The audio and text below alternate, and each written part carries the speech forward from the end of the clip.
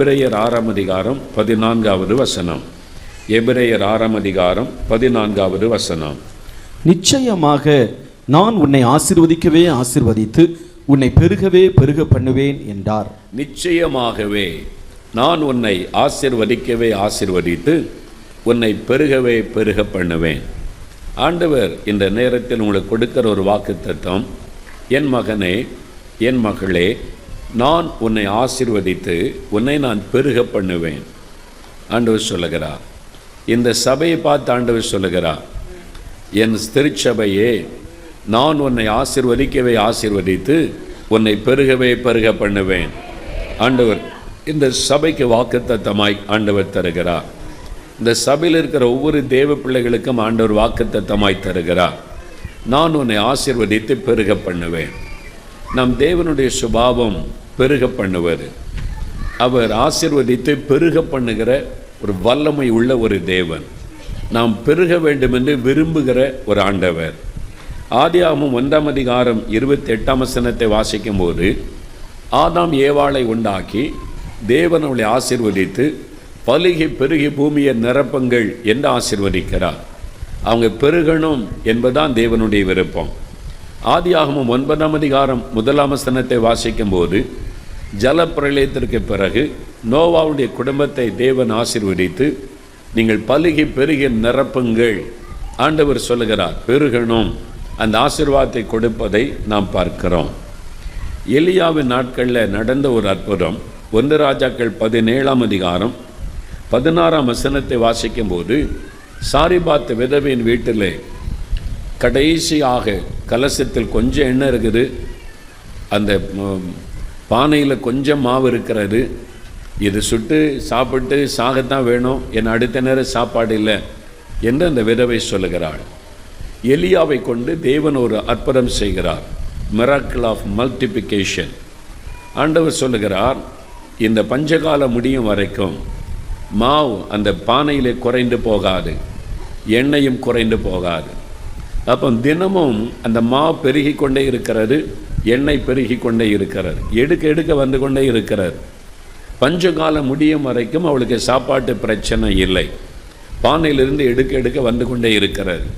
பெருக பண்ணுகிற ஒரு ஆண்டவர். நம்முடைய தேவைகளை சந்திப்பதற்காக, நம்முடைய குறைவுகளை நிறைவாக்குவதற்காக பெருக பண்ணுகிற ஒரு ஆண்டவர் அவர். அங்கே ஒரு நெருக்கமான தேவை வந்தபோது ஆண்டவர் பெருக பண்ணினார் என்று பார்க்கிறோம்.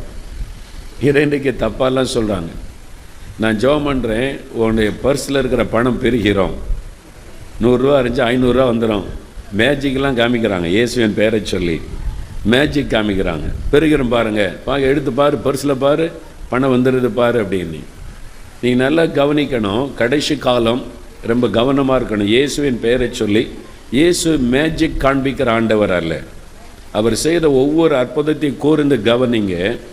எங்கே ஜனங்கள் தேவையோடு கலங்கி இருந்தார்களோ அவங்க மேலே மனதுருகி ஆண்டவர் அற்புதம் செய்கிறார். எந்த இடத்துல என் வல்லமையை பார்க்குறீங்களா, என் வல்லமை காமிக்கிட்டுமா, என்ன செய்யணும், பெருக பண்ணுற பாருங்க, அதை பண்ணுற பாருங்க. அப்படி இயேசு செய்யவே இல்லை. இயேசு கானா ஒரு கல்யாண வீட்டில் அற்புதம் செய்தார் என்றால் அந்த கல்யாண வீடை கலங்கின்னு இருக்கிறாரு. ஒரு குறைவில் திருமணம் முடிஞ்சால் அந்த பிள்ளைகளுடைய லைஃப் லாங்காக இவ கல்யாணத்தில் தான் திராட்சரசமே இல்லாமல் போச்சுன்ற ஒரு குற்றம் வந்துடும். அந்த குடும்பமே கலங்கி நின்ற சமயத்தில் தான் பிதாவினிடத்தில் அவர் கேட்டு அந்த அற்புதத்தை செய்து அவருடைய துக்கத்தை சந்தோஷமாய் மாற்றுகிறார். ஆண்டவர் பாரு, என்கிட்ட வல்லம் இருக்கு பாரு, எல்லாம் தண்ணியெல்லாம் கொண்டு வாப்பாரு, மேஜிக் காமிக்கிறேன் பாரு. ஏசு அதெல்லாம் பண்ணவில்லை. ஜனங்கள் மேலே மனதுருகி, எந்த வியாதியஸ்தரையும் மனதுருகித்தான் தொட்டு சுகமாக்கினார் இல்லாமல் என் வல்லமையை பாருங்கள் என்று இயேசு எந்த இடத்தில் அற்புதம் செய்யவில்லை. அல்லேலூயா. அப்போ பெருக பண்ணுகிற அற்புதம் உங்கள் வாழ்க்கையில் நடக்கும். நீங்கள் ரொம்ப தேவையில் நெருக்கப்பட்டு கலங்கி இருக்கும்போது ஆண்டவர் உங்களுக்கு அற்புதம் செய்ய முடியும். உங்களுடைய தேவையை சந்திப்பதற்காக அந்த அவசரமான சூழ்நிலையில் அந்த இக்கட்டிலிருந்து உங்களுக்கு ஒரு விடுதலை கொடுப்பதற்காக ஆண்டவர் பெருக பண்ணுவார். பாருங்கள், ஆண்டவர் பெருக பண்ணுகிறார். அதே மாதிரி எலிசாவின் நாட்களிலும் நடந்தது. 2 ராஜாக்கள் 4ஆம் அதிகாரம் 1ஆம் வசனம் முதல் வாசிக்கும் போது ஒரு தீர்க்கதரிசனுடைய மனைவி வந்து சொல்லுகிறாள், கடன்காரர்கள் என் பிள்ளையை அடிமையாக கொண்டு போக கேட்குறாங்க, நான் என்ன பண்ணுறது, என்னுடைய கணவர் உண்மையாக தான் ஊழியம் செய்தார், கடன் பிரச்சனையில் சிக்கி கொண்டோம், இப்போ கடன்காரர்கள் நெருக்கிறாங்க, என்ன பண்ணுறதுன்னு தெரியல. அந்த விதவை கலங்கி நிற்கும் போது எலிசா சொல்ல வேண்டிய என்ன இருக்குது? ஒரு குடை எண்ணெய் தான் இருக்குதுங்க. அவள் பதில் சொல்லும், ஒரு குடை எண்ணெயே அல்லாமல் வேறு ஒன்றும் இல்லை. என்கிட்ட என்ன இருக்குன்னு கேட்டால், ஒரு குடை எண்ணெய் இருக்குன்னு சொன்னால் போதும்ல, எண்ணெயே அல்லாமல் வேறு ஒன்றும் இல்லை. சிலர் எப்போவுமே பஞ்சப்பாட்டு பாடுறதே நம்முடைய வேலை. ஆண்டவர் உங்களுக்கு எனக்கு ஒன்றுமே இல்லை, ரொம்ப கஷ்டங்க அப்படின்னு. அவன் கழுத்தில் பார்த்தா 40 பவுனுக்கு நகை தொங்கும். ஒன்றுமே இல்லைங்க, கஷ்டப்படுறவங்க. எவ்வளோ தப்பானது பாருங்க. நம்ம கொஞ்சம் யோசிக்கணும். ஆண்டவர் ஏற்கனவே ஒன்றுமே இல்லை அப்படின்னு சொல்லக்கூடாது. இருக்குது, உன்ட்ட என்ன இருக்குதுன்னு கேட்குறாரு. ஒரு கூட என்ன இருக்குல்ல, அது போதும், அதை ஆசீர்வதிப்பார் ஆண்டவர். அதை ஆண்டவர் பெருக பண்ணுகிறார். அல்லேலூயா. அப்படி தான் ஆண்டவர் செய்வார். ஆண்டவர் ரொம்ப நெருக்கப்பட்டு வழியே இல்லாத சூழ்நிலையில் நம்மகிட்ட இருக்கிறதை பெருக பண்ணி ஆசீர்வதிக்கிற ஒரு தேவன். அதே மாதிரி தான் மத்தேயு 14:17 வாசிக்கும் போது, 5 அப்பம் 2 மீன் தான் இருக்குது, உன்ட்ட என்ன இருக்குது அப்படின்னு கேட்குறார். ஜனங்கள்லாம் சாப்பிடணும், இவ்வளோ பேர் இருக்கிறாங்க, ஆயிரக்கணக்கா, அண்ட் உங்கள்கிட்ட என்ன இருக்குன்னு கேட்குறார். 5 அப்பம் 2 மீன் தான் இருக்குது, அது போதும், கொண்டு வாங்க. ஆண்டவர் அதை ஆசீர்வதித்து பெருக பண்ணுகிறார். ஆண்டவர் பெருக பண்ணுகிற தேவன். அவர் தான் சொல்லுகிறார், நான் உன்னை ஆசீர்வதித்து பெருக பண்ணுவேன், உன் குடும்பத்தை நான் பெருக பண்ணுவேன், உன்னுடைய ஆசீர்வாதத்தை பெருக பண்ணுவேன். நம்முடைய ஆவிக்குரிய வாழ்க்கையில் அபிஷேகத்தை பெருக பண்ணுகிற தேவன், ஜெப வாழ்க்கையை பெருக பண்ணுகிற தேவன், விசுவாசத்தை பெருக பண்ணுகிற தேவன், ஊழியத்தின் எல்லைகளை பெருக பண்ணுகிற தேவன், உங்களுடைய எல்லைகளை பெருக பண்ணுகிற தேவன். அவர் பெருக பண்ணுவது அவருடைய சுபாவம்.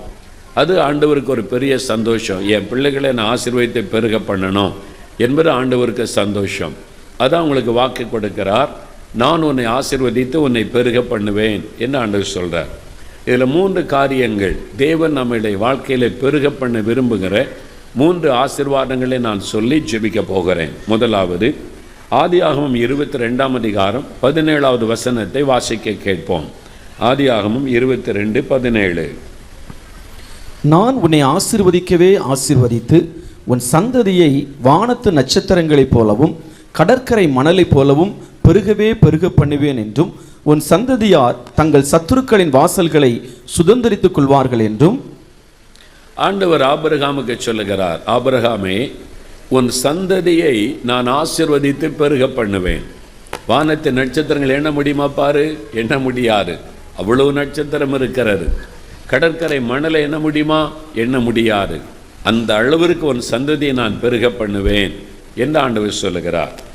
உபாகமம் 1:10 வாசிக்கும் போது ஆண்டவர் வாக்கு கொடுத்தபடியே அந்த சந்ததி பெருகி இருக்கிறதை வேதம் நமக்கு சொல்லுகிறார். ஆண்டவர் வாக்கு கொடுத்தபடியே பெருக பண்ணி இருக்கிறார் என்பதை நாம் வாசிக்கிறோம். ஆபிரகாமிட்ட சொல்கிறாரு, உன் சந்ததியை நான் பெருக பண்ணுவேன் என்று. அதே மாதிரி ஆண்டவர் ஆதியாகமம் 26:24 வாசிக்கும் போது ஈசாக்கு ஆண்டவர் தரிசனமாகி சொல்லுகிறார், உன் சந்ததியை நான் பெருக பண்ணுவேன். ஆபிரகாமுக்கு வாக்கு கொடுத்த ஆண்டவர் ஈசாக்குக்கும் சொல்லுகிறார், உன் சந்ததியை நான் பெருக பண்ணுவேன் என்பதாக. ஆதியாகமம் 25:21 வாசிக்கும் போது ஈசாக்கு தன்னுடைய சந்ததி பெருகும்படிக்கு தன் மனைவியினுடைய கர்ப்பம் ஆசீர்வதிக்கப்படும்படி அவன் ஜெபம் பண்ணினான் ரெபேக்காளுக்காக என்று வாசிக்கிறோம். அவன் ஜெபம் பண்ணின போது தேவன் அந்த ஜெபத்தை கேட்டு அவளுடைய கர்ப்பத்தை ஆசீர்வதித்து சந்ததியை பெருக பண்ணினார். 1 சாமுவேல் 1 வாசிக்கும் போது அன்னாள் தன்னுடைய சந்ததி பெருக வேண்டும் என்று ஒரு ஜெபம் பண்ணுகிறாள். 27 வசனத்தை பாருங்கள். அன்னாள் சொல்லுகிறார், இந்த பிள்ளைக்காக நான் விண்ணப்பம் பண்ணினேன், கர்த்தர் என் விண்ணப்பத்தை கேட்டு என் சந்ததியை பெருக பண்ணி இருக்கிறார் என்று மகிழ்ச்சியோடு சொல்லுவதை பார்க்கிறோம். அப்போ நாம் தேவனிடத்தில் வேண்டிக் கொள்ளும் போது, சந்ததியின் ஆசீர்வாதத்திற்காக வேண்டிக் கொள்ளும் போது தேவன் அதை பெருக பண்ணுகிறார். உங்களுடைய சந்ததி ஆசீர்வதிக்கப்படணும், அதான் தேவனுடைய விருப்பம். உங்களுடைய சந்ததி பெருகணும், அதான் தேவனுடைய சித்தம். ஆபிரகாமுக்கு அப்படி வாக்கு கொடுத்து அதை நிறைவேற்றினார். உங்கள் வாழ்க்கையிலையும் கர்த்தர் அதை நிறைவேற்றுவார்.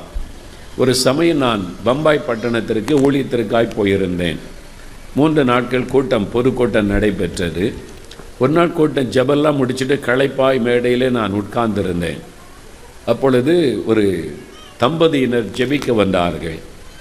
வயதானவங்க, ஒரு வயதான தகப்பனாரின் தாயார் வந்து முழங்கால் படியிட்டு, ஐயா எங்களுக்காக நீங்கள் ஜெபிக்கணும்னு கேட்டார்கள். நான் அவங்களை பார்த்த வயசான ஒரு தாய் தகப்பன். அப்போ அவனிடத்தில் கேட்டேன், என்ன காரியத்தை உங்களுக்கு நான் ஜெபிக்கணும்னு கேட்டேன். எங்களுக்கு குழந்தை இல்லை, குழந்தைக்காக நீங்கள் ஜெபிக்கணும் அப்படின்னு கேட்டார்கள். அவங்க பார்த்தா வயசானவங்களாக இருக்கிறாங்க, ஆனால் குழந்தைக்காக ஜெபிக்கணும்னு கேட்குறாங்க. எனக்கு கொஞ்சம் ஆச்சரியம். நான் அவளை பார்த்து கேட்டேன், திருமணமாகி எத்தனை வருடம் ஆயிற்று என்று. அவன் சொன்னாங்க 25 வருஷம் ஆயிற்று அப்படின்னு சொன்னாங்க. 25 வருஷம் கடந்துட்டு வயசானவங்களாக அவங்க இருக்கிறாங்க. ஆனால் எங்களுடைய சந்ததி ஆசீர்வதிக்கப்படணும், ஆண்டவர் ஒரு குழந்தை கொடுக்கணும் ஜெபிக்க வந்திருக்கிறாங்க. எனக்கு ஒரு பக்கம் அது ஒரு கேள்வியாக உள்ளத்திலே காணப்பட்டாலும் அவருடைய விசுவாசம் என்னை கவர்ந்து கொண்டார். இந்த வயசுலேயும் 25 வருஷம் கடந்து போனாலும் எவ்வளோ விசுவாசமாக இருக்கிறாங்க. ஆண்டவர் எங்களுக்கு தருவார், அதனால தானே ஒரு ஊழியக்காரன் ஜெபிக்க வந்திருக்கிறாங்க. ஆண்டவர் நம்மை ஆசீர்வதிப்பார், இந்த வயதிலேயும் ஒரு குழந்தையை தருவார் என்ற ஒரு விசுவாசத்தோடு வந்திருக்கிறாங்களே, அது என்னை கவர்ந்து கொண்டார். எவ்வளோ பெரிய விசுவாசம் அவங்களுக்கு. ஆபிரகாம் வந்து 25 வருஷம் காத்திருந்தார்னா வாக்கு கொடுக்கப்பட்டது. ஆண்டவர் வாக்கு கொடுத்திருந்தார், அவன் சந்ததி ஆசீர்வதிப்பேன். அந்த வாக்கு தத்துவத்திற்காக 25 வருஷம் காத்திருந்தார். இவங்க 25 வருஷம் கடந்து விட்டார், வயதானவங்களாக இருக்கிறாங்க. ஆனால் அவங்களுடைய விசுவாசம் தான் என்னை கவர்ந்து கொண்டது. அவங்களுடைய விசுவாசத்தின்படி நான் ஜெபம் பண்ணினேன். ஆண்டவரே, என் விசுவாசம் இதில் முக்கியமல்ல, அவங்க விசுவாசிக்கிறாங்க, நீர் அதை கனப்படுத்தணும். அவங்க வந்து உங்களுடைய சமூகத்தில் முழங்கால் படியிட்டு இந்த வயசிலேயும் எங்களுக்கு ஒரு குழந்தை செல்வத்தை ஆண்டவர் தருவார், சந்ததியை பெருக பண்ணுவார் என்று சொல்லி விசுவாசத்தோடு வந்திருக்கிறாங்க. எல்லாமே தோல்வி. அவங்க இவ்வளோ ஆசையாக ஜெபிக்கிறவங்க எத்தனை டாக்டர்கிட்ட போயிருப்பாங்க, குழந்தைக்காக எவ்வளோ மருத்துவ காரியம், எல்லாமே ஃபெயிலியர். ஒன்றும் முடியாதுன்ற சூழ்நிலையில் தான் இவ்வளோ வயசான பிறகும் இயேசுவின் மேலே விசுவாசம், அவர் ஆசீர்வதிப்பாருன்னு. ஆண்டவரே, இவங்க விசுவாசத்தை நீங்கள் கனப்படுத்துங்க, அவங்க எவ்வளோ விசுவாசமாக மட்டும் வந்திருக்கிறாங்கன்னு சொல்லி அவங்களுக்காக நான் ஜெபம் பண்ணி அனுப்பினேன். ஒரு வருஷம் கழித்து ஒரு உபவாச ஜெபம் அங்கே நடைபெற்றது. அந்த உபவாச ஜெபத்தில் நான் செய்தி கொடுக்க ஜெபம் நடத்த அங்கே போயிருந்தேன். இந்த கூட்டெல்லாம் முடிந்தது. அப்போது ஒரு தம்பதியினர் கையில் குழந்தையோடு வந்தாங்க. வந்து, ஐயா போன வருஷம் நீங்கள் வந்திருந்தப்போ நாங்கள் 2 பேரும் உங்கள்கிட்ட ஜெபம் பண்ணமே. அப்போ தான் அவங்கள கவனித்து நான் பார்த்தேன், அதே வயசானவங்க. அவங்க கையில் இப்போ ஒரு அழகான குழந்தை. ஆண்டவர் என் குழந்தையை கொடுத்துட்டாரு, நீங்கள் ஜெபம் பண்ணீங்க, ஆண்டவர் உங்கள் குழந்தை தந்துட்டாரு, உங்கள்கிட்ட கொடுத்து ஆசீர்வாதம் வாங்கி கொண்டு வந்தோம். எனக்கு ஆச்சரியம், அவருடைய விசுவாசம். ஆண்டவர் பெருக பண்ணுகிறவர். அல்லேலூயா. எப்படி ஆபிரகாம் கர்த்தரை விசுவாசித்தார், விசுவாசத்தில் பெற்றுக்கொள்ள வேண்டியது. By faith you have to receive the generation blessing. விசுவாசத்தினால் குழந்தையை பெற்றுக்கொள்ளுவர், விசுவாசத்தினால் அந்த ஆசீர்வாதத்தை பெற்றுக்கொள்ளுவர். ஆண்டவர் எங்களை ஆசீர்வதித்தார் என்று விசுவாசத்தில் பெற்றுக்கொள்ளுவர்.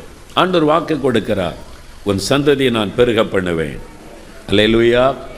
நீங்கள் அந்த விசுவாசத்தை ஜெபித்தால் அது நடப்பதை காண்பீர்கள். ஒருவேளை உங்களுடைய பிள்ளைகள், மகள், மருமகள், அவங்களுக்காக நீங்கள் ஜெபித்து கொண்டிருக்கலாம். நீங்கள் விசுவாசத்தை ஜெபித்தா அவங்களுடைய சந்ததி பெருகுவதை காண்பீர்கள். ஆண்டவர் இன்றைக்கு வாக்கு கொடுக்கிறார், உன் சந்ததியை நான் பெருக பண்ணுவேன் என் ஆண்டவர் வாக்கு கொடுக்கிறார். அல்லேலூயா. நீ உன் பிள்ளைகளின் பிள்ளைகளை காண்பாய், ஆண்டவர் வாக்கு கொடுத்திருக்கிறார்.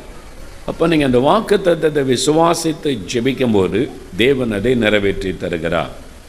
2வது, ஆண்டவர் பெருக பண்ணுவேன் என்று வாக்கு கொடுக்கிறார். எதை பெருக பண்ணுகிறார் பாருங்கள். யோபு 1ஆம் அதிகாரம் 10வது வசனம்.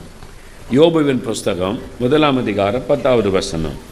நீர் அவனையும் அவன் வீட்டையும் அவனுக்கு உண்டான எல்லாவற்றையும் சுற்றி வேலி அடைக்கவில்லையோ? அவன் கைகளின் கிரியையை ஆசீர்வதித்தீர், அவனுடைய சம்பத்து தேசத்தில் பெருகிற்று. யோபுவை குறித்து சாத்தான் சாட்சி சொல்லுகிறான். யோபுவை ஆண்டவர் எப்படி ஆசீர்வதித்து வைத்திருக்கிறார் என்பதற்கு சாத்தான் ஒரு சாட்சி கொடுக்கிறான். ஆண்டவரிடத்தில் சொல்கிறான், நீர் அவனை வேலி அடைத்து பாதுகாக்கிறீர். அப்போ முதலாவது, யோபுவையும் அவன் வீட்டையும் ஆண்டவர் வேலி அடைத்து பாதுகாக்கிறார். நீங்கள் எப்போ ரட்சிக்கப்பட்டு ஆண்டவரோடு உடன்படிக்கை பண்ணி அவருடைய குடும்பத்துக்குள்ளே இயேசுவின் பிள்ளையாக வந்துட்டீங்களோ, உங்களை சுற்றிலும் பரலோகம் ஒரு வேலி வைக்கிறது.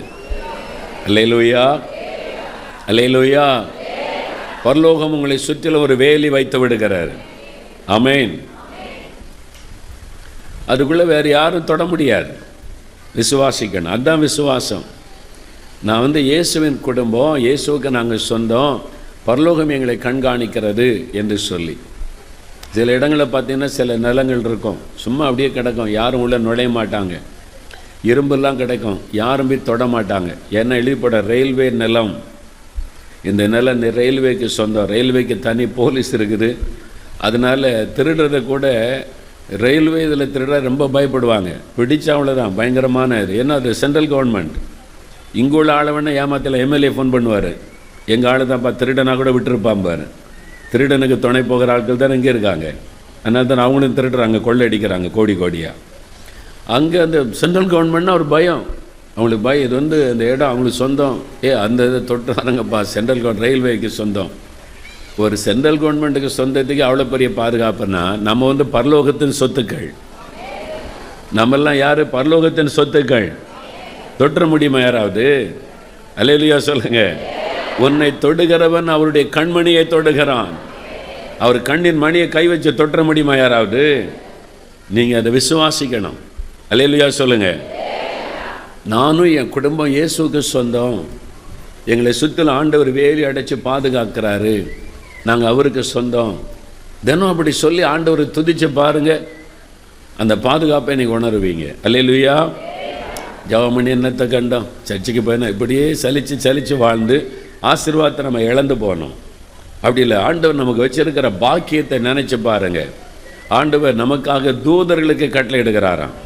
அல்லேலூயா சொல்லுங்கள். ஒரு முதலமைச்சர் வந்தால் போலீஸ் வரும், கருப்பு பூனை படை, கருப்பு ட்ரெஸ் போட்டுக்கிட்டு துப்பாக்கி தூக்கிட்டு வருவாங்க, யாரும் நெருங்க முடியாதுன்னு.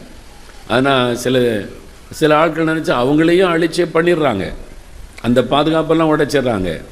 ஆனால் நமக்கு பாதுகாப்பு எங்கேருந்து வர்றாங்க? பரலோகத்தில் தூதர்கள் கட்டளையிட்டு வரான். அவங்கள யாராவது தொட முடியுமா? அப்போ ரொம்ப சரியான பாதுகாப்போடு இருக்கிறவங்க யார் தான்? சொல்லுங்கள், ஆமேன்னு சொல்லுங்கள். பைபிள் எழுதியிருக்கல நமக்கு. சாத்தானே சொல்கிறான், நீர் வேலி அடைச்சல பாதுகாக்கிறீர், என்னால் தொட முடியலையே. அப்போ ஆண்டவர் நம்மை சுற்றி வேலி அடைச்சி பாதுகாக்கிறார், அதான் சொல்லப்பட்டிருக்கு. அப்புறம் சாத்தான் சொல்கிறான், அவன் என்ன செஞ்சாலும் ஆசீர்வாதம் பண்ணுறீங்களே. அவன் கிழங்கு போட்டால் பல மடங்காக விளையுது, அவன் வாழை போட்டால் நல்ல கொலை வருது, நிறைய செழிப்பு வருது. யோபு என்ன கை வச்சாலும் பிளஸ்ஸிங், ஆசீர்வாதம். மூணாவது சொல்கிறான், அவனுடைய சம்பத்து தேசத்தில் பெருகிற்று, சொத்துக்கள் பெருகிற்று. அவர் பெருக பண்ணுகிற தேவன்.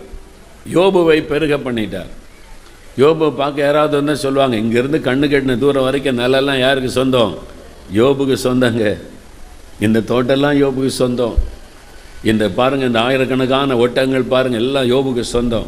பெருகிட்டே இருக்கு. அவர் பெருக பண்ணுகிற தேவன். அல்லேலூயா. அப்போ உங்களை ஆண்டவர் பெருக பண்ண விரும்புகிறார். உடைய வருமானத்தை பெருக பண்ணுவார், உடைய சொத்துக்களை பெருக பண்ணுவார், உடைய ஆசீர்வாதத்தை பெருக பண்ணுவார். அதான் ஆண்டவருக்கு விருப்பம், அதான் தேவனுடைய விருப்பம். நீங்கள் விசுவாசித்தா அந்த ஆசீர்வாதத்தை பெற்றுக்கொள்ள முடியும். நீங்கள் பெருகணும் என்பதான் ஆண்டவருக்கு விருப்பம். நாங்கள் 78ஆம் வருஷம் இயேசுடிக்கிற ஊழிய சின்ன ஜபக்குழுவாக ஆரம்பிக்கப்பட்டது. நாங்கள் இடம் இல்லாமல் ஒரு தென்னந்தோட்டத்தில் தான் திறப்பின் வாசல் ஜபெல்லாம் நடத்துவோம். அப்போ ஆண்டவர்கிட்ட ஜெபம் பண்ணோம். அப்போ ஆண்டவர் வாக்கு கொடுத்தார், நான் ஒரு இடம் தருவேன், அதில் தேவனுடைய வீடை கட்டுங்க அப்படின்னு சொல்லி. அதே மாதிரி கர்த்தர் ஒரு இடம் கொடுத்தார். ஒருத்தர் எனக்கு ஒரு 1/2 ஏக்கர் நிலம் இருக்குது மெயின் ரோட்டில், அது ஆண்டவர் உங்களை ஊழியத்தை கொடுக்க சொல்கிறாரு, அதில் நீங்கள் இந்த ஜப வீடு கட்டுங்கன்னு சொல்லி அவங்க 1/2 ஏக்கர் நிலம் ஃப்ரீயாக தந்துட்டாங்க. அதில் தான் முதல் தேவனுடைய வீடுன்னு இருக்கு பாருங்கள், வானத்தின் வாசல் அங்கே கட்டப்பட்டது. அது எங்களுக்கு பெரிய விஷயம். 1/2 ஏக்கர் நிலம் அந்த காலத்தில் கிட்டத்தட்ட 40 வருஷம். அப்போ பெரிய விஷயம். 1/2 ஏக்கர் நிலம் மெயின் ரோட்டில் கிடச்சிருக்குது. அப்பா ரொம்ப சந்தோஷமாக கட்டுறோம். அப்புறம் ஜெபிக்கிற ஆண்டவர் சொல்கிறாரு, நீ வடக்கேயும் தெற்கேயும் கிழக்கேயும் மேற்கையும் இடங்கொண்டு பெருகுவாய். 4 திசையிலையும் பெருகுவாயினார். நான் சொன்னேன், எங்களுக்கு இதுவே பெரிய விஷயம், அரை ஏக்கர் நிலம் கிடைச்சிருக்கிறேன், இன்னும் 4 பக்கமும் பெருகுவான்னு கர்த்தர் சொல்கிறாரு. இன்றைக்கு அந்த லேண்டுக்கு 4 பக்கமும் கர்த்தர் நிலம் கொடுத்துருக்கிறார். அவர் சொல் தவறாத தேவன். அல்லேலூயா. 4 பக்கமும் இடம் தந்திருக்கிறார். நாங்களா தேடி அடித்து பிடிச்சலாம் வாங்கலை, ஒன்றா வந்து சேருது. தேவையை விரிவாக கர்த்தர் கொண்டு வந்து சேர்க்கிறார். அதான் ஆண்டவர் செய்கிற ஒரு காரியம். அல்லேலூயா. இதுவே நமக்கு பெருசாக தெரியுதில்ல, ஆண்டவருக்கு இது சின்னதாக இருக்குது. என் பிள்ளைகளுக்கு சின்ன இடமாலாம் இருக்குது. வருங்காலத்தில் பெரிய சபையாக மாறின என்ன பக்கத்துலலாம் இடம் இருக்குதா, எல்லையை விரிவாக்கிடுவார். பெருக பண்ணுகிற தேவன் அவர். அல்லேலூயா. அப்படிதான் உங்களை பெருக பண்ணுவார், உங்களுடைய வியாபாரத்தை பெருக பண்ணுவார், உங்களுடைய வருமானத்தை பெருக பண்ணுவார், பிள்ளைகளுக்கு ஞானத்தை பெருக பண்ணுவார். அவர் எல்லாத்தையும் பெருக பண்ணுகிற தேவன். படிக்கிற பிள்ளைகளுக்கு ஞானத்தை பெருக பண்ணுவார், வியாபாரம் செய்கிறவருடைய வியாபாரத்தை பெருக பண்ணுவார், வேலை செய்கிற பிள்ளைகளுக்கு வருமானத்தை பெருக பண்ணுவார். இப்போ இருக்கிற மாதிரி நீங்க இருக்க போவதில்லை. அல்லேலூயா. இந்த இடம்லாம் பாருங்க, இதில் தான் பைக் விட்டுருக்கீங்க. இன்னும் கொஞ்ச நாள் ஆனால் பைக்கெல்லாம் தூரப்பட்டு எல்லாரும் கார் தந்துடுவார் ஆண்டவர். கார் விடுறதுக்கே அவங்க பாஸ்டர் 10 ஏக்கர் நிலம் வாங்க வேண்டியது இருக்கும். அப்போ எல்லையை பெருகினா தானே முடியும். அவர் உங்களை ஆசீர்வதித்தை பெருக பண்ணுவார். அல்லேலூயா. விசுவாசிங்க, நம்முடைய தேவன் பெருக பண்ணுகிற தேவன். அதான் ஆண்டவருக்கே ஒரு சந்தோஷம். ஈசாக்கு பஞ்ச காலத்தில் விதைத்தானா, அறுவடை எத்தனை மடங்கா? 100 மடங்கு பெருக பண்ணுகிற, விளைச்சலை பெருக பண்ணுகிறார். அதான் ஆண்டவருடைய ஆசீர்வாதம். வித்தியாசத்தை காண்பேன். நான் ஒரு சமயம் ஊட்டிக்கு போயிருந்தப்போ அவங்க ஒரு குடும்பத்தை சந்தித்தேன். அவங்க சொன்னாங்க, அவங்க வீட்டுக்கு பின்னால் ஒரு தோட்டம், ஒரு பெரிய இடம் கிடச்சி தோட்டம். அதில் முட்டைக்கோஸ், அது மாதிரி இந்த மலை பகுதியில் விளையக்கூடிய அந்த வித்தியாசமான இங்கிலீஷ் காய்கறிகள் அதெல்லாம் போடுவோம், முட்டைக்கோஸ் எல்லாம். அது பக்கத்தில் நிறைய நிலம் இருக்குது. இவங்களுக்கு ஒரு இடம் இருக்குது, நிறைய வீடுகள், நிறைய நிலங்கள் இருக்குது. எல்லாரும் தோட்டம் போட்டிருக்காங்க, எல்லாருமே இந்த காய்கறிலாம் வச்சுருக்கிறாங்க. ஆனால் நிறைய தோட்டங்களில் பூச்சி விழுந்து அரிச்சு பலம்லாம் கொஞ்சம் தான் கிடைக்குமா. இவங்க இடத்துல இவங்க எல்லைக்குள்ளே பூச்சியே வராது. தோட்டத்தில் எல்லாம் பெருசாக இருக்குது, காய்கறிலாம் செழிப்பாக இருக்குது. பக்கத்து வீட்டெல்லாம் கேட்குறாங்களாம், எங்கள் தோட்டம்லாம் இப்படி தான் இருக்குது, உங்கள் தோட்டத்தில் மட்டும் பெருசாக இருக்குது, ஒரு பூச்சி விளையலை என்ன அப்படின்னு கேட்டால், இது கர்த்தர் எங்களுடைய தோட்டத்தை வேலி அடைச்சி பாதுகாக்கிறார், கர்த்தர் எங்களை ஆசீர்வதிக்கிறார். எல்லாரும் பூச்சி விளைய மருந்து தெளிப்பாங்களாம். இவங்க பச்சை தண்ணியில் ஜெபம் பண்ணி இயேசுவின் ரத்தமாய் மாற்றுகிறோம், ஒரு பூச்சி விழக்கூடாதுன்னு வெறும் பச்சை தண்ணியை தெளிப்பாங்களாம், ஒரு பூச்சும் வராது. அல்லேலூயா. அவங்க சொன்னாங்க, ஆச்சரியமா, கர்த்தர் பாருங்க பிரதர், விளைச்சலை பெருக பண்ணி இருக்கிறார். அப்போ நீங்கள் தென்னந்தோட்டம் வச்சுருந்தா உங்கள் தோட்டத்தில் காய் பெருகும். விசுவாசிக்கிறீங்களா? எல்லா இடமும் பஞ்சம், எல்லா இடமும் தண்ணியில் இப்படி தான் இருக்கும் அப்படின்னு நினச்சா அப்படி தான் இருக்கும். எல்லா இடமும் பஞ்சம்னா கூட ஈசாக்கை ஆசீர்வதித்த ஆண்டவர் எங்களோடு கூட இருக்கிறார். இந்த தோட்டத்தை ஆசீர்வதி ஆண்டவரே, ஜெபிச்சு ஆசீர்வாதம் வந்துடும். அல்லேலூயா. என் மனைவி நிறைய தோட்டம் போட்டு வச்சுருக்கிறார். மாந்தோட்டம் இருக்குது, தென்னந்தோட்டம் இருக்குது, நிறைய பழத்தோட்டம் இருக்குது. எல்லாத்தையும் போய் நான் பொம்பெல்லாம் இது பாருங்க, இது காய்ச்சிருக்கா, அது காய்ச்சிருக்கேன் எல்லாம் பார்க்க சொல்லுவேன். என் மனைவிக்காகவே அவளை உற்சாகப்படுத்துறதுக்கு போய் பார்க்குறேன், நல்லா இருக்கா, எப்படி இதெல்லாம் காய்க்குதுன்னு. நான் மரத்தில் கை வச்சு ஜெபம் பண்ணுறேன்ல, ஒவ்வொரு மரத்துலையும் கை வச்சு ஜெபம், இயேசுவின் நாமத்தால் அது காய்க்கட்டும்னு. அது சொல்ல, பூ செடி வச்சா பூக்கட்டும்னு செடிக்கு ஒரு ஜெபம். நான் ஜெபிக்க எல்லாம் செழிப்பாக வருது. ஜெபத்தில் அவ்வளோ வல்லமாக இருக்குது. தோட்டத்தில் போய் ஜெபம் பண்ணுங்க, ஆண்டவரே உம்முடைய தோட்டம், உம்முடைய பிள்ளைகளாக எங்களுக்கு நீர் கொடுத்த தோட்டம், இந்த மரங்கள் உமக்கு சொந்த ஆசீர்வதிங்க. நீங்கள் ஜெபம் பண்ணுங்க, நீங்கள் ஜெபிச்சா வித்தியாசத்தை காண்பீங்க. ஆண்டவர் பெருக பண்ணுகிற தேவன். அல்லேலூயா. உங்கள் நிலங்களை பெருக பண்ணுவார், எல்லைகளை பெருக பண்ணுவார். அந்த பெருக்கம் வரன்னா என்ன பண்ணணும் தெரியுமா? லூக்கா 6:38 வாசிங்க.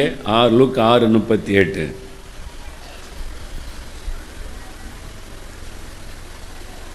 கொடுங்கள், அப்பொழுது உங்களுக்கும் கொடுக்கப்படும். அமுக்கி குலுக்கி சரிந்து விழும்படி நன்றாய் அளந்து உங்கள் மடியிலே போடுவார்கள். நீங்கள் எந்த அளவினால் அளக்கிறீர்களோ அந்த அளவினால் உங்களுக்கும் அளக்கப்படும் என்றார். கொடுங்கள், அப்பொழுது உங்களுக்கும் கொடுக்கப்படும்.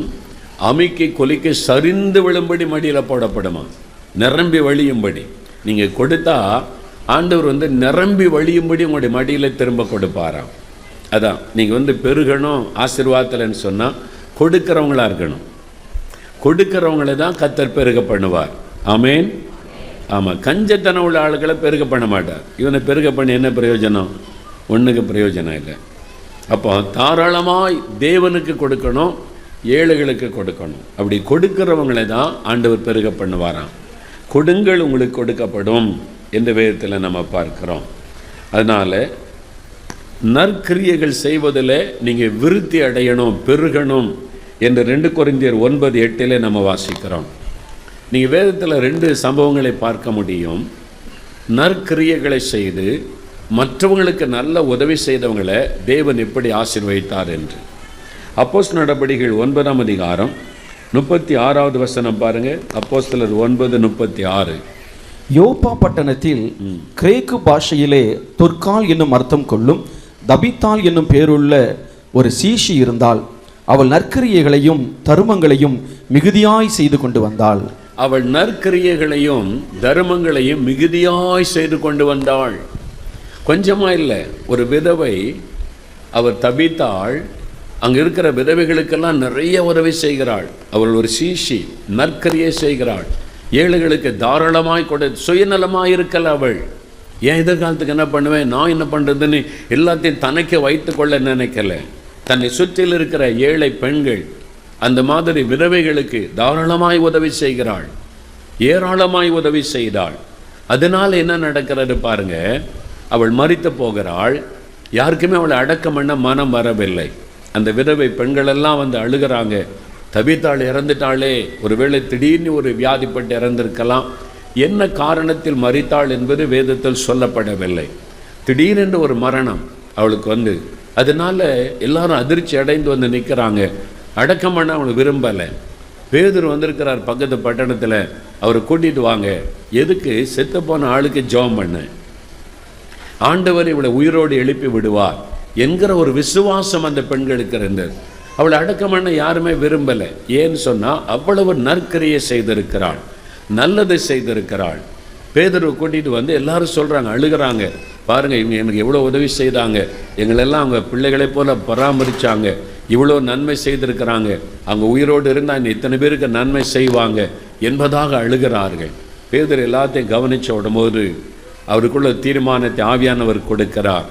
இவள் உயிரோடு இருக்கணும். அல்லேலூயா. இவள் உயிரோடு இருந்தால் இன்னும் நிறைய பேருக்கு நன்மை செய்வாள். அதனால் இவள் உயிரோடு இருக்கணும். ஆயுசு நாட்களை ஆண்டவர் பெருக பண்ணணும். இவனுடைய ஆயுசு நாள் முடிஞ்சு போச்சுது, விடக்கூடாது, இன்னும் பெருக பண்ணணும். பேதுரு ஜெபம் பண்ணுகிறார். கர்த்தரை நோக்கி ஜெபித்து தபித்தாளை பார்த்து எழுந்துருன்னு சொன்னோன்னே உயிர் பெற்று விட்டாள். யோசித்து பாருங்க, செத்து போன இந்த பெண் பல மணி நேரம் கழித்து உயிரோட பேதுரு கொண்டு நிறுத்துகிறார். அவள் சுயநலமாக இருந்திருந்த ஆண்டவர் உயிரோடு எழுப்பியிருப்பாரா? பேதுருவே சொல்லியிருப்பார், ஒன்றுக்கும் பிரயோஜனம் இல்லை, அடக்க ஆராதனை பாருங்கப்பான்னு சொல்லியிருப்பார். இவளால் என்ன பிரயோஜனம்? அடுத்த ஆளுக்கு நயா பைசா பிரயோஜனம் கிடையாது. இவள் உயிரோடு இருந்தானே பல்லவத்து போய் சேரட்டும் அப்படின்னு சொல்லியிருப்பார். ஆனால் அவள் அநேகருக்கு நன்மை செய்ததுனால, தான தர்மங்கள் செய்ததுனால இவள் உயிரோடு இருந்தால் இன்னும் நிறைய பேருக்கு நன்மை செய்வாள். இயேசுவின் நாமத்திலே மகிமைப்படும். அதனால் அவருடைய ஆயுசு நாட்கள் கூட்டப்படணும், அவருடைய ஆயுசு நாட்கள் பெருக வேண்டும். ஆண்டவரிடத்திலே ஜெபம் பண்ணுகிறார்.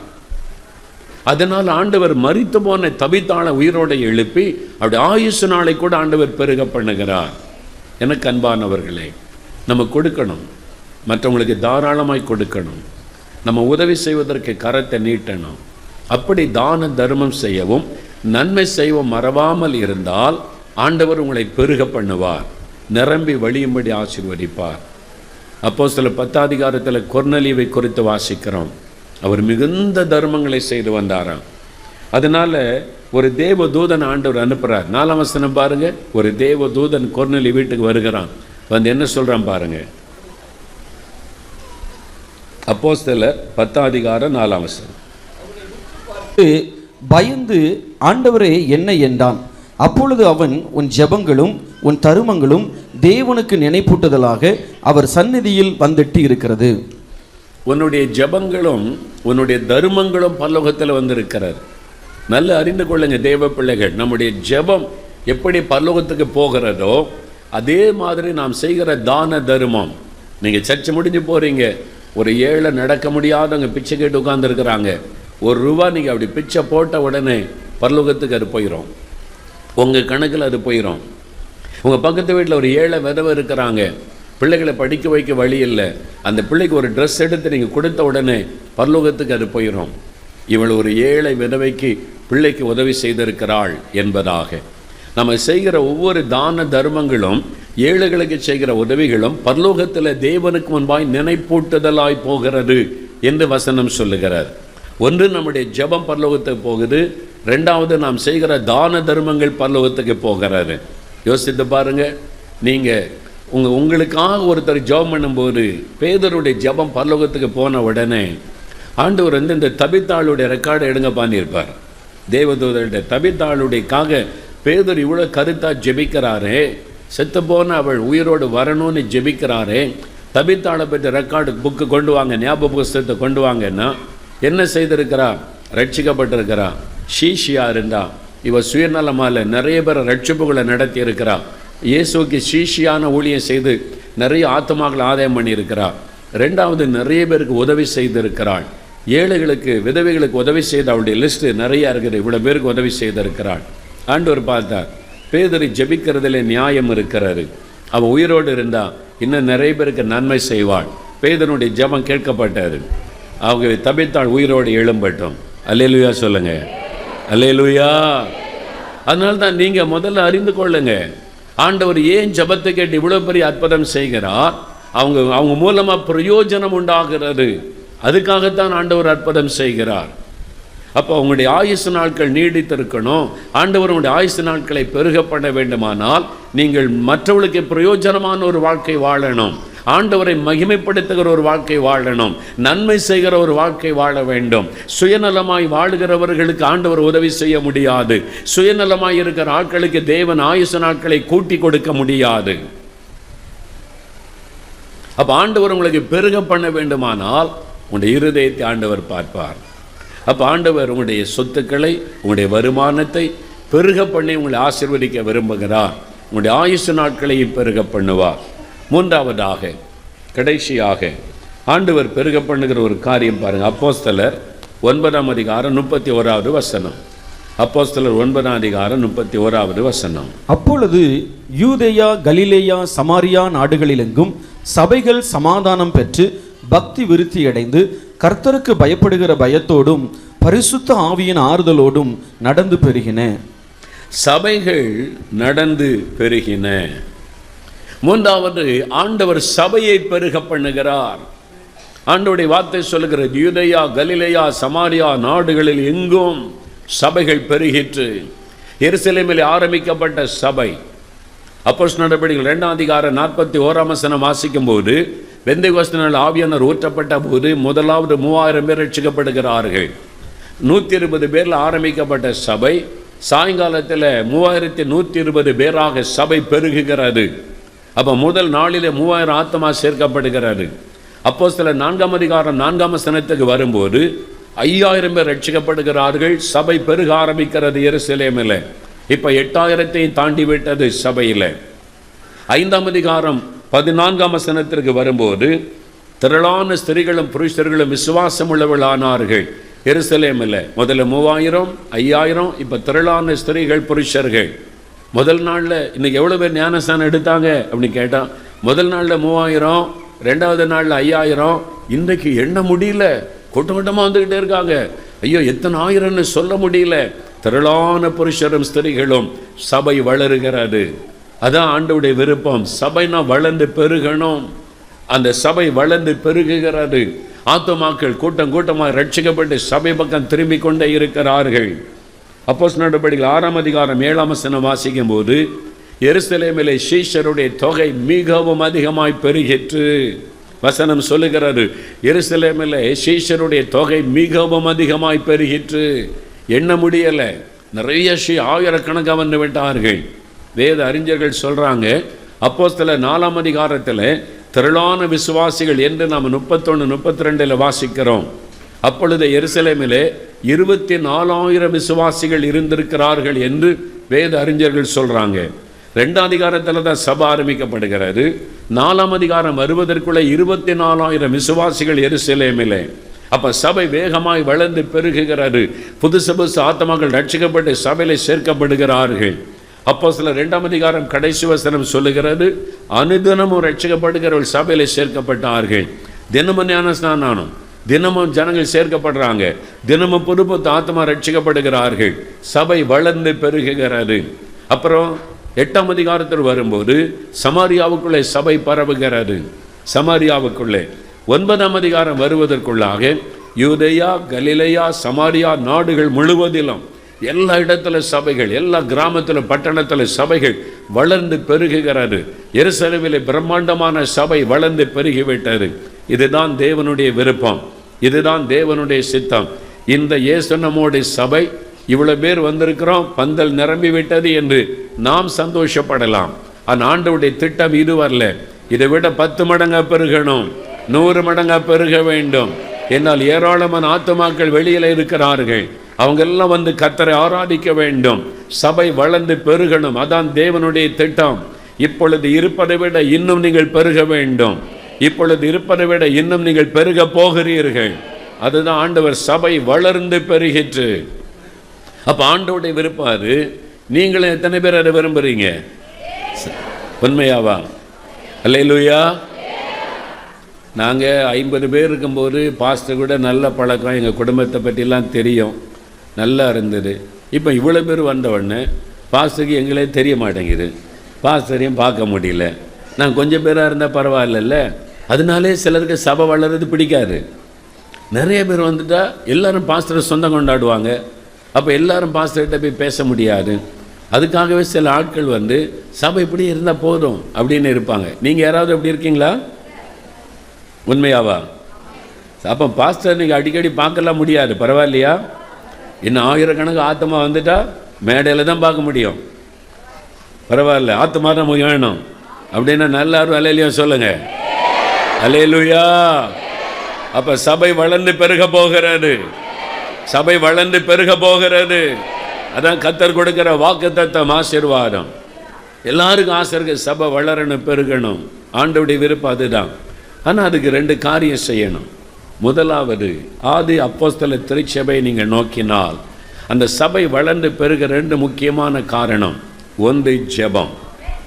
ஜெபிக்க ஜெபிக்க ஜெபிக்க தான் சபை வளர்ந்தது. அல்லேலூயா.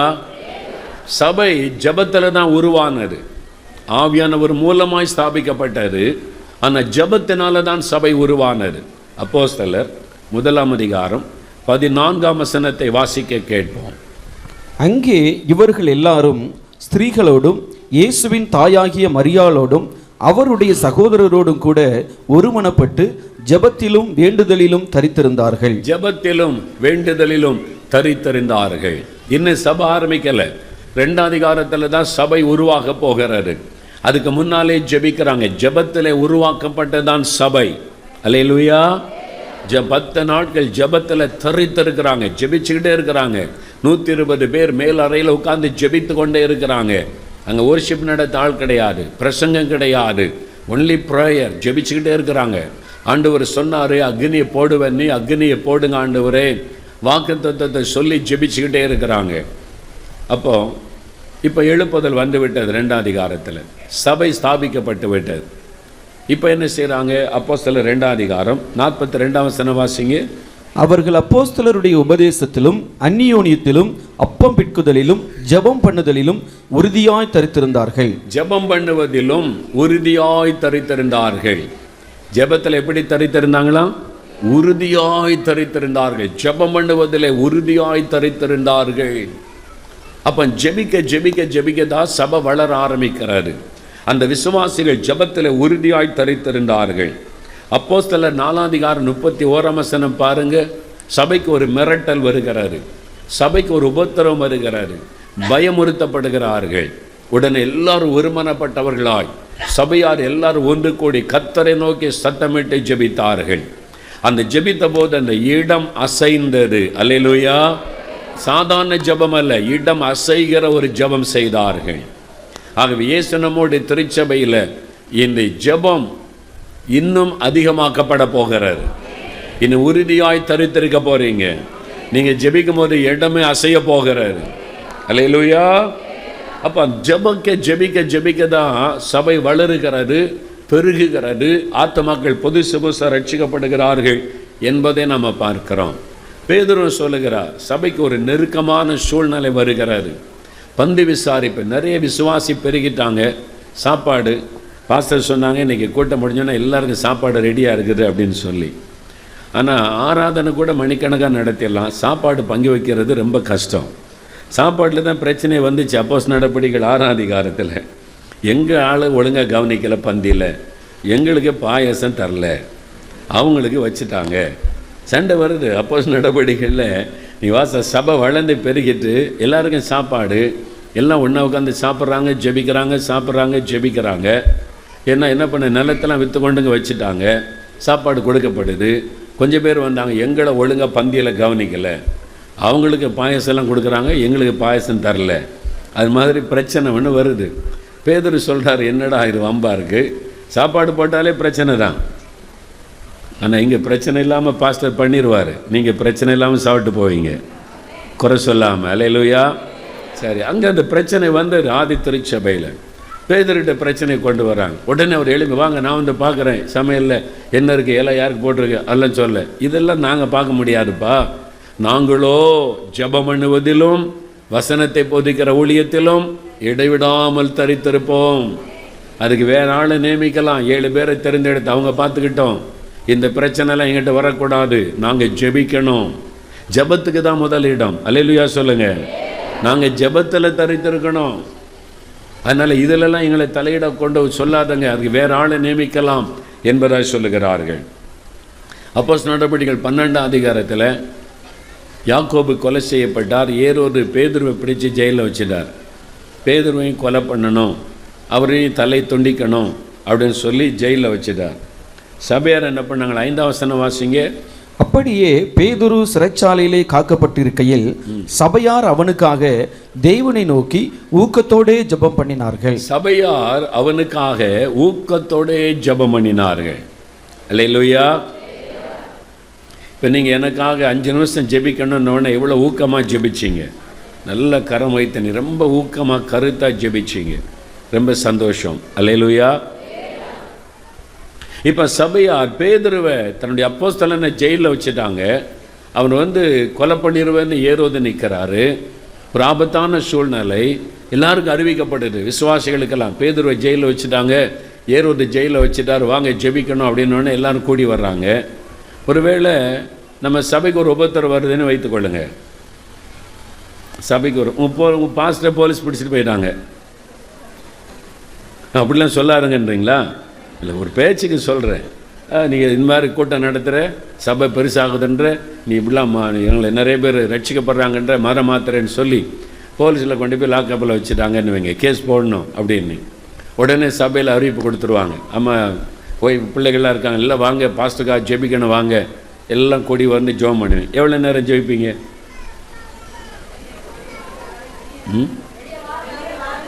அப்படியா? உண்மையில் அப்படி ஜெபம் பண்ணுவீங்களா? பாருங்கள், நல்ல விசுவாசிகள் தான் அவங்களுக்கு கிடச்சிருக்காங்க பாஸ்டருக்கு. பொதுவாக என்ன பண்ணோம், 1 மணி நேரம் ஜெபிச்சுட்டு அப்புறம் எல்லோரும் வீட்டுக்கு சாப்பிட போயிடுவோம், வீட்டில் போய் ஜெபம் பண்ணுங்க அப்படின்னு. ஆனால் ஆதி திருச்சபையில் பேதுரு ஜெயிலில் வைக்கப்பட்ட உடனே சபையார் கூடி ஜெபிக்க ஆரம்பித்தா 10 நாள் ஆனாலும் ஜெபிச்சுக்கிட்டே இருப்பீங்களா? ஆமென். பார்ப்போம். அல்லேலூயா. ஆமாம், அப்படின்னு வந்து ஜெபிக்கிறீங்களான்னு. ஆதி திருச்சபையில் பேதுரு ஜெயிலில் வச்ச உடனே அவங்கெல்லாம் கூடி ஜெபம் பண்ணாங்க. 1 மணி நேரம் 2 மணி நேரம் ஜெபிச்சுட்டு போய்விடவில்லை, தொடர்ந்து ஜெபிக்கிறாங்க.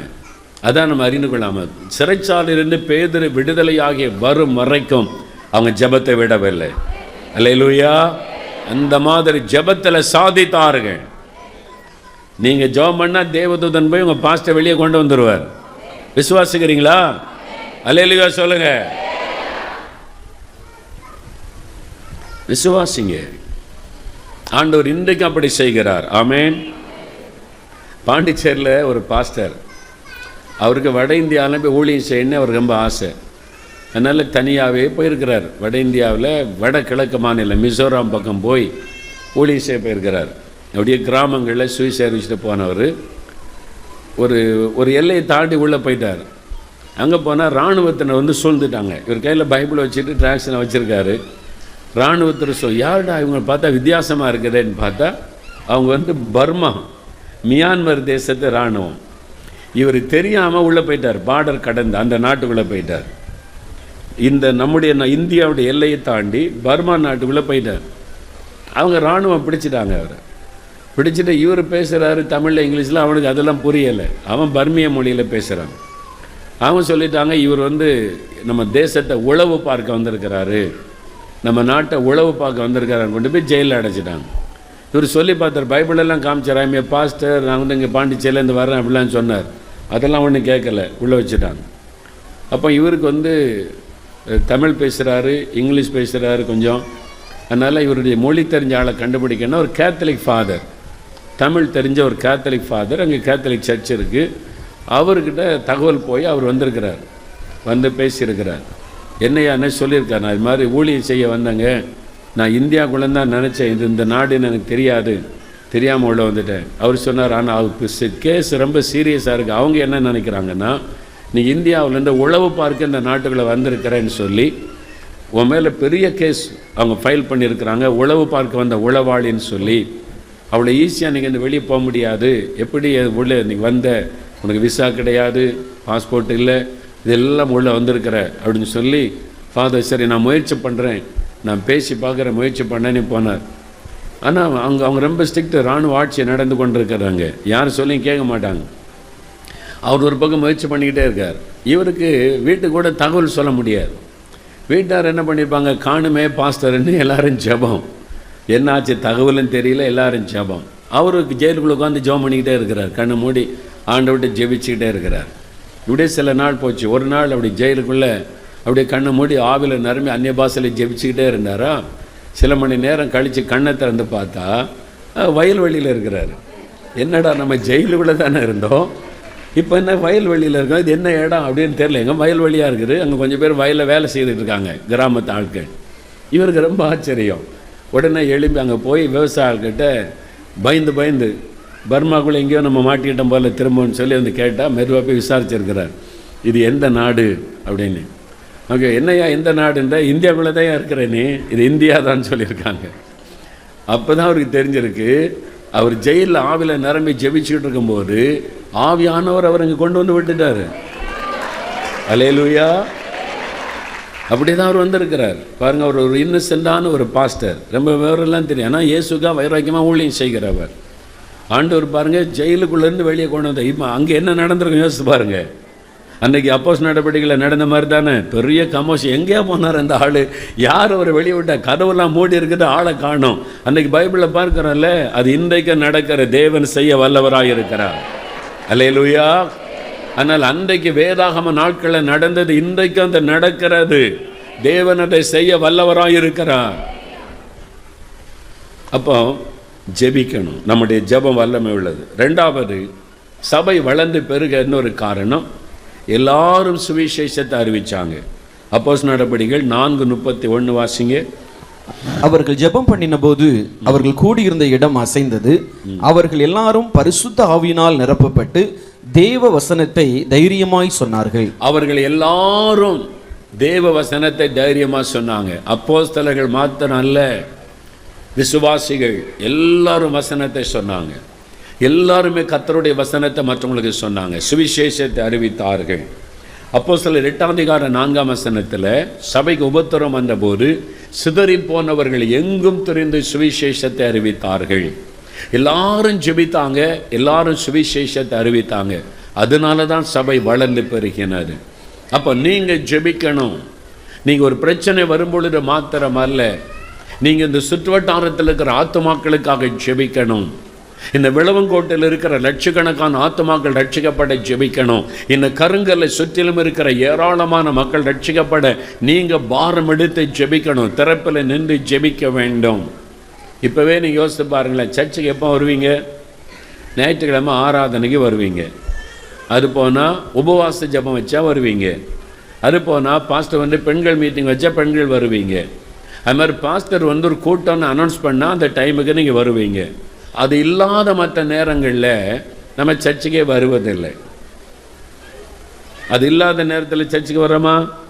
வரமாட்டோம். அடுத்து எப்போ சர்ச்சுக்கு வருவோம் சொல்லுங்கள்? அடுத்த ஞாயிற்றுக்கிழமை காலையில் வருவோம். இடையில உபவாச ஜெபம் இருக்கா? முழு ஜெபம் இருக்குதா? இல்லை. இந்த வாரத்தில் ஒன்றும் இல்லை. அதனால் அடுத்த அனௌன்ஸ் பண்ணாங்களே ஞாயிற்றுக்கிழமை வருவோம். இந்த ஒரு வாரம் என்ன பண்ணுறீங்க?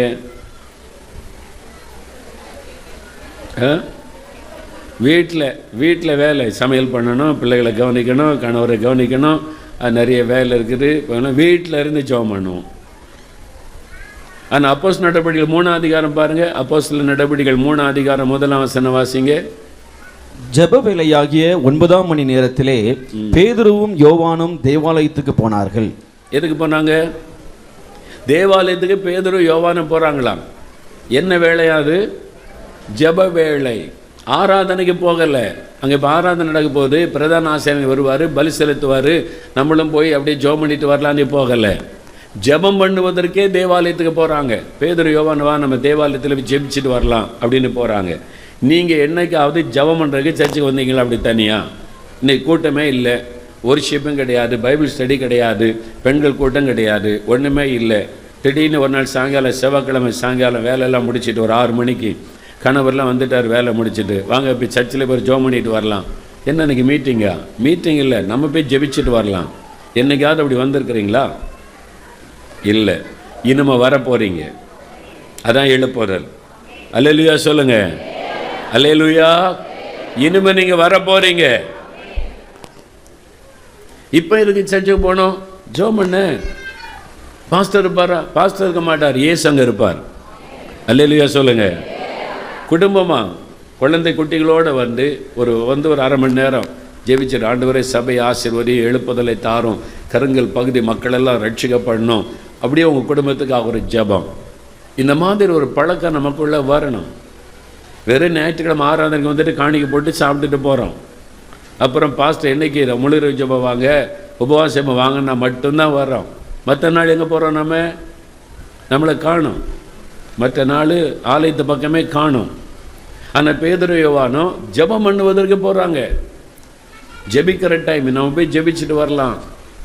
ஜெபம் பண்ணுவதற்காக நீங்கள் சர்ச்சுக்கு வரணும், ஆலயத்துக்கு வரணும். வீட்டில் வந்து ஃப்ரீயாக ஜெபிக்க முடியாது. சர்ச்சுக்கு வந்தீங்கன்னா நீங்கள் எப்போவுமே ஜெபம் நடந்துக்கிட்டே இருந்தால் ஒரு தேவ பிரசன்ன சபையில் இருக்கும். அல்லேலூயா சொல்லுங்கள். அல்லேலூயா. கத்தோலிக்க குடும்பத்திலேருந்து ரட்சிக்கப்பட்டவங்க கை வைத்துங்க. நிறைய பேர் இருக்கிறீங்க. சரி, கைகளை போடுங்க. அந்த சர்ச்சு எப்போல்லாம் திறந்துருக்கும்? ஞாயிற்றுக்கிழமை மட்டுமா? எல்லா நாளும் எல்லா நேரமும் திறந்துருக்குமா இல்லையா? நீங்கள் எப்போல்லாம் ஜெபம் பண்ண போவீங்க? பூஜை இருந்தாலும் இல்லாட்டாலும் குடும்பமாக ஜெபம் பண்ண போயிருக்கீங்களா இல்லையா? நான் பார்த்துருக்கேன். கேத்தலிக் சர்ச்சு கன்னியாகுமரியில் போயிருக்கும்போது சும்மா பார்க்க போனால் அங்கே ஃபாதரும் கிடையாது, அந்த பூஜை டைம் ஒர்ஷிப் டைமும் கிடையாது. ஆனால் ஃபேமிலியாக போகிறாங்க, முழங்கால் போட்டு அப்படி ஒரு ஜெபம் பண்ணுறாங்க, ஒரு பக்தியாக ஜெபிக்கிறதுக்குன்னு போகிறாங்க. நீங்கள் அப்படிலாம் போனீங்க, ஆனால் ரட்சிக்கப்பட்ட பிறகு கெட்டு போயிட்டீங்க. இப்போ ஜெபம் பண்ண வர்றது கிடையாது. ஏன் வர்றதில்லை? நீங்கள் யோசிங்க. இப்போ வர்றது கிடையாது. சர்ச்சு பக்கமே திரும்புறதில்லை. கேத்தலிக்காக இருக்கும்போது கூட ஒழுங்காக போய் அங்கே போய் அப்படி அப்படியே பார்த்து அங்கங்கே பார்த்துட்டு சிலுவை போட்டுட்டு ஒரு ஜெபம் பண்ணிட்டு வந்தீங்க. இப்போ சர்ச்சு பக்கமே ஆராதனைன்னா தான் வர்றது. அங்கே ஃபாதர் இல்லைன்னா கூட போய் ஜெபம் பண்ணினீங்க. இன்னும் இப்போ இங்கே வர்றது கிடையாது. அப்போ நம்ம பெந்தேகோஸ்தே சபைகள் எல்லாம் மாறணும். ஆமீன் சொல்லுங்கள். அல்லேலூயா சொல்லுங்கள். இனிமேல் உங்கள் சர்ச் இருக்குல்ல, அங்கே பில்டிங் இருக்குல்ல, பாஸ்டர்கிட்ட வந்து சொல்லிடுங்க, பாஸ்டர் திறந்து வைங்க, நாங்கள் எப்போ வேணாலும் ஜெபிக்க வருவோம். ஆமீன். திறந்தா இருக்குதா? ஆனால் நீங்கள் தான் வர்றதில்லை. பாருங்கள், உங்களுக்கு தெரியுது, பாஸ்டர் திறந்தான் வச்சுருக்குறாங்க. நீங்கள் வந்து ஜெபிக்க வரணும். பிள்ளைகளோட நீங்கள் ஜெபிக்க வரணும். அப்பப்போ வந்து ஒரு 10 நாள் ஜெபிக்கிறாங்க. ஒரு 50 பேர்கிட்ட வந்து ஜெபிக்கிறாங்களாம். பாஸ்டர் சொல்கிறாங்க. மற்றவங்கெல்லாம் எங்கே போகிறீங்க? இனிமேல் எல்லாரும் நீங்கள் டெய்லி அல்ல வாரத்தில் ஒரு நாள் 1 மணி நேரம் வந்து ஜெபம் பண்ணுங்க, ஒவ்வொரு குடும்பமும். ஆமேன்னு சொல்லுங்கள். ஆமாம், நீங்கள் வந்து ஜெபிச்சுட ஜெப சத்தம் கேட்டுக்கிட்டே இருக்கணும். ஆதி திருச்சபையில் அப்படி ஜெபித்தார்கள். அந்த மாதிரி ஒரு ஜெபம். அடுத்தது சுவிசேஷத்தை அறிவிப்பார். எல்லாரும் வசனத்தை அறிவித்தாங்க. நீங்கள் போய் மற்றவங்களுக்கு இயேசுவை அறிமுகப்படுத்தணும், இயேசுவை சொல்லணும். உங்களுக்கு யாரோ சொன்னதுனால தானே நீங்கள் ரட்சிக்கப்பட்டீங்க. யாரோ எனக்கு சொன்னாங்க இயேசுவை பற்றி, ரட்சிப்பை பற்றி எனக்கு சொல்லி அதில் தான் நான் ரட்சிக்கப்பட்டேன் அப்படி சொல்கிறாங்க. கை வைத்துங்க, நல்லா வைத்து காண்பீங்க. நிறைய பேர் யாரோ ஒருத்தர் உங்களுக்கு சொன்னதுனால தான் நீங்கள் ரட்சிக்கப்பட்டீங்க. அப்போ நீங்கள் மற்றவங்களுக்கு சொல்லணும்ல, எல்லாருமே சொல்லணும். ஆமேன்னு சொல்லுங்கள். சபை வளர்ந்து பெருகணுமானா முதலாவது ஜெபம், ரெண்டாவது சுவிசேஷத்தை அறிவிக்கணும், ஊழியம் செய்வது. இந்த 2 காரியத்தை நம்ம சரியாக செய்யும்போது சபை வளர்ந்து பெருகி கொண்டே இருக்கும். இந்த வருஷத்தில், இந்த 2018 வருஷம் இப்போ இந்த ஒரு 3 மாதம் முடிய போகுது. இந்த 2.5 மாதத்துக்குள்ளே நான் ஒருவருக்காவது இயேசுவை பற்றி சொன்னேன் அப்படி சொல்கிறவங்க கை வைத்துங்க. ஒருவருக்காவது நான் இயேசுவை பற்றி சொன்னேன் அப்படின்றவங்க பாருங்கள், ஒரு 2-3% தான் இருக்கிறீங்க. ரொம்ப சந்தோஷம். நீங்கள் கர்த்தர்களை ஆசீர்வதிப்பார். மற்றவங்க எல்லாருமே சொல்லணும். இந்த வருஷம் முடிகிறக்குள்ள ஆளுக்கு ஒரு ஆத்மாவை கர்த்தருக்குள்ளே கொண்டு வந்துடணும். 2018 வருஷம் டிசம்பர் மாதத்துக்குள்ளே ஒரு ஆத்மாவையாவது ரட்சிப்புக்குள்ளே வழி நடத்தி சபைக்கு நீங்கள் கொண்டு வரணும். அப்படி வராட்டா உங்களுக்கு கிறிஸ்மஸ் பண்டிகை கிடையாது, கிறிஸ்மஸ் ட்ரெஸ்ஸே எடுக்கப்படாது. ஆத்மாவை ஆதாயம் பண்ணல, உனக்கு என்ன கிறிஸ்மஸ் பண்டிகை? அதனால் இந்த வருஷத்தில் ஒரு ஆத்மாவையாவது ரட்சிப்புகளை கொண்டு வரணும். நீங்கள் கொண்டு வந்துட்டா அடுத்த வருஷம் இந்த சபை 2 மடங்காய் மாறிடும். ஆமேன்னு சொல்லுங்கள். டபுள் மடங்காக மாறிடும். உண்மையா இல்லையா? அதுக்கு அடுத்த வருஷம் அதை விட 2 மடங்காக மாறிடும். அப்புறம் 10,000 ஆத்மா 2 வருஷத்தில் வந்துடும். ஆமேன்னு சொல்லுங்கள். அல்லேலூயா. எல்லா வாலிபர்கள் கூட, சின்ன பிள்ளைகள் கூட சொல்லணும், நீ ஒரு குட்டி பிள்ளை கூட்டிகிட்டு வரணும்னு. எல்லாரும் ஆத்மாரையும் பண்ணணும். நீங்கள் ஆண்டவருக்காக இந்த ஊழியத்தை செய்யும்போது ஆண்டவருடைய உள்ள மகிழ்ச்சி அடையும். அதனால் ஜெபிக்கணும், ஆத்மாக்கள் ஆதாயம் பண்ணணும். சும்மாவே இருக்கக்கூடாது. இயேசு பற்றி சொல்லி ஒரு ஆத்மாவையாவது ஆண்டவர்களை நடத்தணும். இந்த வருஷத்தில் நீங்கள் அதை செய்வீங்களா? எத்தனை பேர் செய்வீங்க, விரும்புகிறீங்க? முதல்ல கை வைத்துங்க பார்ப்போம். செய்யன்னு விரும்புகிறேன்றவங்க. முதல்ல விருப்பமே இல்லாத ஆள் ஆண்டவர் பார்ப்பார், ஒன்றுக்கும் தேராரு போகட்டும் அப்படின்னு விட்டுருவார். விரும்புங்க. அல்லேலூயா. சரி, நீங்கள் விரும்பினா இன்னையிலேருந்து ஒரு ரகசியம் சொல்கிறேன். எடுத்த உடனே போய் சொல்ல தேவையில்லை. முதல் 3 மாதம் எனக்கு ஒரு ஆத்மா தாரும் ஆண்டவரேன்னு ஜெபம் பண்ணுங்க. டெய்லி ஜெபிங்க. எனக்கு ஒரு ஆத்மா தாரும், நான் ஒரு ஆத்மாவை ரட்சிப்புகளை நடத்தணும். டெய்லி சின்சியராக ஜெபிங்க. அப்போ உங்கள் தெருவில் உள்ளவங்க, உங்கள் கூட நண்பர்கள், பழகினவங்க, தெரிஞ்சவங்க, கிறிஸ்தவ அறியாதவங்க இருப்பாங்க பாருங்கள், அவங்கள ஆண்டவர் உங்களுக்கு உணர்த்துவார். அவங்க பேரை எழுதுங்க. ஒரு 10 பேர் பேரை எழுதி இந்த 10 பேரை ரட்சிக்கப்படணும் அப்படின்னு கை வச்சு பேர் சொல்லி டெய்லி ஜெபிங்க. நீங்கள் 3 மாதம் செய்து பாருங்கள், அவங்களே உங்களை தேடி வரும்படி கர்த்தர் செய்வார். நீங்கள் அந்த ஆத்மாக்களை அழகாக நடத்த முதல்ல ஜெபிக்க ஆரம்பிங்க. ஒரு ஆத்மா கேட்டால் 10 ஆத்மா ஆண்டவர் தருவார். அல்லேலூயா. பைக் கேட்டார், பைக் தந்திருக்கிறார். கார் கேட்டால் கார் தர்றார். வீடு கேட்டால் வீடு தர்றார். இதெல்லாம் தர ஆண்டவர். ஆத்மா தாங்கன்னு கேட்டால் தருவார, தரமாட்டாரா? அவர் அதுக்கு தான் ஜீவனையே கொடுத்தார். அப்போ நீங்கள் கேட்கணும், ஆண்டவருடைய சபையை வளர்ந்து பெருக பண்ண போகிறார். நீங்கள் வளர்ந்து பெருக போகிறீர்கள். நான் உன்னை ஆசீர்வதித்து பெருக பண்ணுவேன்னு சொல்லி இருக்கிறார். எல்லாரும் எழுந்து நிற்போம்.